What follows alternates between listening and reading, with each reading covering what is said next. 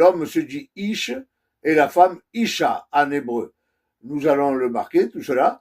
Et toutes ces glyphes, ces lettres hébreux, sont toutes les lettres de l'Éternel, de Yeshua, donc d'Elohim aussi. Voilà. Ce qui se renferme, l'homme et la femme, en Dieu. Puisque Jésus dira, Père, nous sommes un, comme eux font un avec nous. Donc ce texte, il sortira aussi. Alors, ce qui se passe sur la femme, nous allons le voir, la femme a comme charnelle, je parle, la femme charnelle, ici dans le monde, et elle prend le rôle de la femme qui est la femme de l'Éternel, c'est-à-dire de l'Éternel Israël, c'est sa femme, et puis de l'Église qui est l'épouse, la femme de Christ. La femme charnelle prendra ce rôle-là, et c'est pour ça que beaucoup d'écrits sont dédiés indirectement, et ça parle de l'Église. Mais le commandement, la femme charnelle doit le prendre, c'est-à-dire soumise et qu'elle n'enseigne pas, tout ça, elle doit le prendre en compte, puisque c'est marqué. Mais c'est dédié à l'Église.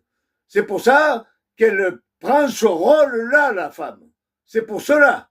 Alors donc, voilà, il dit, lorsqu'un homme répudie sa femme, c'est Jérémie 3, qu'elle le quitte, devienne la femme d'un autre. Alors, cet homme retournera-t-il envers elle? Le pays même sera-t-il pas souillé? Et toi, tu t'es prostitué à de nombreux amants. Et tu reviendras à moi, dit l'Éternel. Lui, il reprend sa femme. C'est marqué. Elle a commis des adultères, elle s'est prostituée. Il dit, ne t'es-tu pas prostituée? Et ta prostitution et ta méchanceté. Donc, nous voyons qu'il s'adresse à Israël en tant que femme. Donc, au tout début, Ève sort du côté de Adam, tout nous le savons. Pourquoi? Parce qu'elle représente l'Église. Adam était en premier, en parlant de Christ. Christ est premier en tout. C'est pour ça qu'il représente le deuxième Adam, qui est Christ. Maintenant, nous allons sur Ève, qui sort de Adam. Elle est plus faible que Adam. Adam est fait par Dieu, mais la femme, Dieu l'a faite extrait de l'homme. Donc, voilà. Ce n'est pas dit que c'est pas une fille de Dieu. Bien sûr qu'elle est une fille de Dieu. Elle a tout. Elle a l'Esprit Saint, elle a Jésus, le sacrifice, tout. Mais voilà, elle prendra le rôle de la femme qui est le peuple d'Israël, qui Dieu gronde souvent, il la gronde, il la met dans un droit chemin.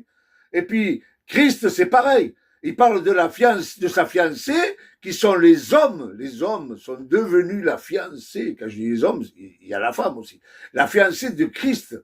Donc, tout cela s'enferme sur le corps que les hommes font entre tous les hommes qui fait la fiancée de Christ, qui devient l'épouse de Christ.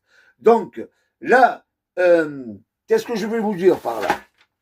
Que comme elle est considérée comme une prostituée et comme adultère, l'Église, donc la femme prend ce rôle-là. Voilà.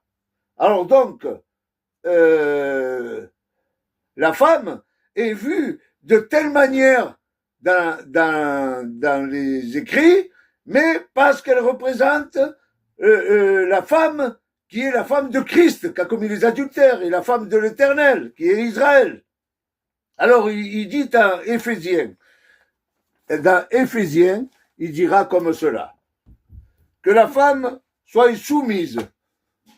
Et il ajoutera, comme au Seigneur. Donc, le Seigneur est au milieu de ces Écritures. Donc, que veut dire? Qu'il faut qu'elle soit soumise comme l'Église au Seigneur. Après, il dit que le mari est le chef de la femme, d'accord? Mais c'est qu'après, le mari, avec tous les hommes, c'est Christ le chef. Donc, pourquoi? Parce que les hommes deviennent sa fiancée. Donc, lui qui est chef de tout, donc, il est le chef de tous les hommes, de sa fiancée, disons. Ben, autre chose, c'est que il forme le corps de sa fiancée. Mais en plus, si la femme est soumise à l'homme, quel avantage pour Dieu? Si elle se tait à l'assemblée, quel avantage pour Dieu? Si elle ne doit pas enseigner, quel avantage pour Dieu? Maintenant, si l'Église, les hommes se taisent à l'assemblée et laissent parler Christ, comme beaucoup de serviteurs chez nous à Ville-Lumière, disent je vais porter la parole de Dieu, ce sera Dieu qui parlera. Donc c'est lui qui prime en tout. Quand il dit je ne permets pas à la femme d'enseigner, oui, il le dit à la femme charnelle. Mais il y a aussi que il gronde les 7 églises d'Apocalypse. Il dit tu enseignes des doctrines, fausses doctrines, des nicolaïtes que je haïs. Et puis tu fais des œuvres qui ne sont pas bonnes. Retourne aux bonnes œuvres. Et puis il est gronde. Donc comment cela se passe? Parce que d'eux-mêmes ils ne peuvent pas enseigner. Sa fiancée, elle ne doit pas enseigner.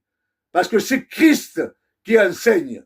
Parce que regardez, quand l'homme parle, le serviteur parle, c'est Christ qui parle. Quand la prophétie se fait, c'est Christ qui l'a fait. Donc, tout cela, ça vient que de Christ. Tout est à lui, par lui et à lui. Donc, voilà le rôle de la femme ici. Après, il dira que lui, Christ, s'est livré lui-même pour sa fiancée. L'homme ne peut le faire, ne peut la sanctifier, ne peut la purifier non plus. Donc, ce qui fait Christ, l'homme ne peut pas le faire. Et puis, il dit qu'il la présentera à l'Église, dans Éphésiens toujours, qu'elle soit unie, sans ride, sans tache, sainte, irrépréhensible. Voilà, comme le mari doit regarder sa femme, mais il ne peut, l'homme charnel, faire ce que Christ fait pour sa fiancée. Donc, après, il dira que nous formons le corps, oui, de la femme de Christ. Timothée dira, Timothée 2, 9, je veux aussi que la femme vêtue d'une manière décente, pudeur, modestie, se parle de tresses et or, perles et d'habits somptueux. Cela que veut dire? Veut dire que l'Église ne doit pas s'orner de choses du mondaine. Les tresses, elle doit pas, les tresses, ça veut dire lier les choses extérieures du monde avec les choses de Dieu. Voilà les tresses, ce que c'est. Puis après, il dira, qu'est-ce qu'il dit? Il dit que elle écoute l'instruction dans le silence. Mais les apôtres écoutaient l'instruction. Nous, on écoute l'instruction. L'Église, les hommes qui forment la femme de Christ. Nous écoutons l'instruction avec le silence. Silence devant l'Éternel, il est dit. Après, dans une entière soumission. Mais oui, l'Église doit avoir une entière soumission. Ne pas prendre l'autorité sur l'homme, c'est-à-dire l'Église ne doit pas prendre l'autorité sur Christ. Son mari, Adam, n'a pas été séduit, le premier, il est marqué. Mais c'est la femme ensuite. Mais je vais vous dire, moi, c'est que Adam a été séduit aussi. Mais seulement là, on ne doit pas le marquer. C'est pas marqué dans les écrits qu'il a été séduit. Pourquoi? Parce qu'Adam représente Christ. Et Ève a été séduite. Oui, c'est l'Église, l'adultère. C'est pour ça qu'il dit qu'Ève a été séduite et rendue coupable de transgression. Mais même l'homme est coupable de transgression, mais ce n'est pas marqué, parce qu'Adam représente Christ. Voilà, et tout, on doit persévérer dans la modestie, dans la sainteté. Alors, le rôle de la femme, c'est ce que doit faire, charnel je parle, c'est ce que doit faire l'Église envers Christ. Voilà la figure de la femme ici sur terre, charnelle. Voilà, je vous remercie et à la prochaine.